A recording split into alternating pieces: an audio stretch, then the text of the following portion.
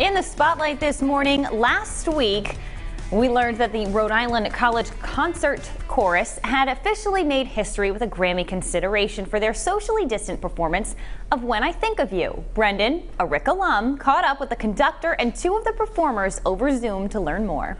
When I think of you,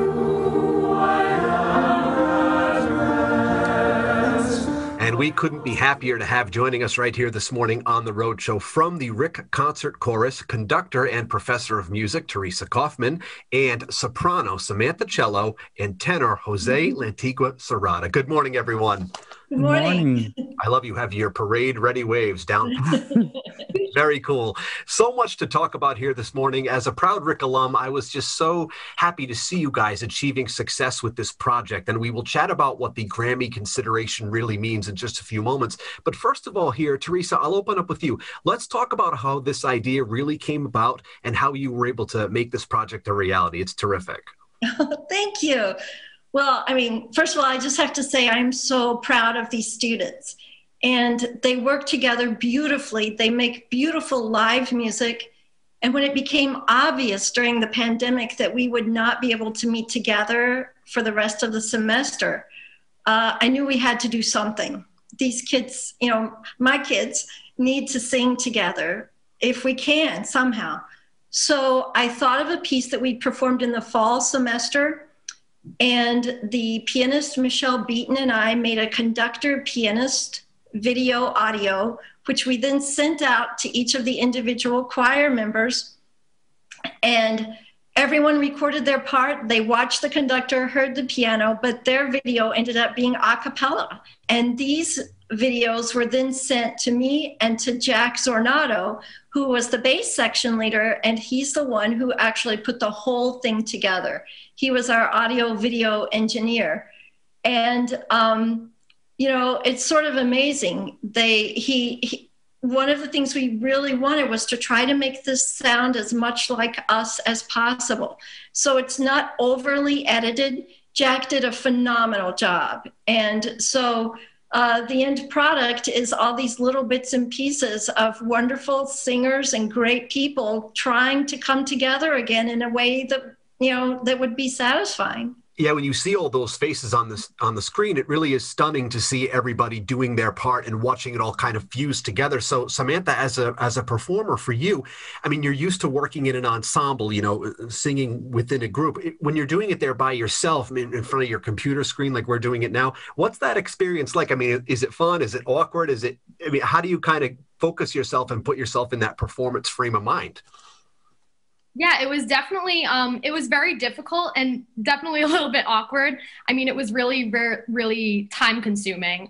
There were times where you'd have to have 10, 11, 12 different takes before you even got something that was close to live music making, which obviously it's nowhere near the same, having to follow accompaniment in your ear rather than with the conductor and with the accompaniment there with you. So it's a lot less musical, but at the same time, being able to come together and create something that we thought was bigger than us and to even touch one person with that makes you feel like all the hard work is worth it. And the fact that so many people were moved by what we were doing made everything, all this pandemic, all the issues worth it. Yeah, a little more palatable, so to speak. And Jose, for you, was it similar? I mean, when you see the entire thing come together, when you see the finished product, I mean, how much pride did you have? Yeah, it is just different. We can say that it is just different. And it's not about us. It's about us giving a message of love and care to everybody out there. We are going through this together. And we have these amazing programs at Rick. And we have amazing teachers that make sure that we understand everything. And we go through this all together. You bet. And Teresa, right now, here we are in, mid kind of inching toward the end of October, and we got the news that you guys were up for consideration. Let's circle back and talk about what that really means and where the project kind of goes from here. Well, again, we're just in shock. We are so excited, and this was a complete surprise. So somebody felt that we were worthy to be brought to the attention of the Recording Academy.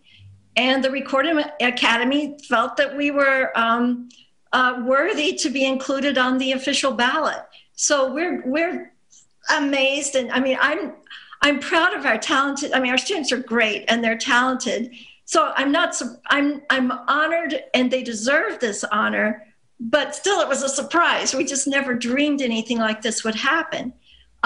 Next, they narrow the Recording Academy, they vote and narrow it down to the top 5 who are then the Grammy nominees, and that will be announced in December. All right, so we will keep our eyes and ears peeled for that. And irrespective of what happens, I mean, you guys are all to be commended for this remarkable piece of work. It is inspiring, it is so well done, and it's so very impressive. And I can't thank you enough for joining me right here today. Thank you so much. I'm proud of these kids. They're wonderful. You bet. And I'll just say this, as a proud Rick alum, when all this pandemic nonsense is over, I just have 2 words for you: guest conductor. Oh, okay. All right. We'll do it. Put that in the idea folder. Well, Jose, Samantha, congrats to you. Continued success in your academic and, of course, performance careers. And Teresa, thank you for joining us as well. We wish you guys the best. Thank you. Thank you so much for having us. Take care. We are so proud of them. If you'd like more information, go to rhodeshow.com.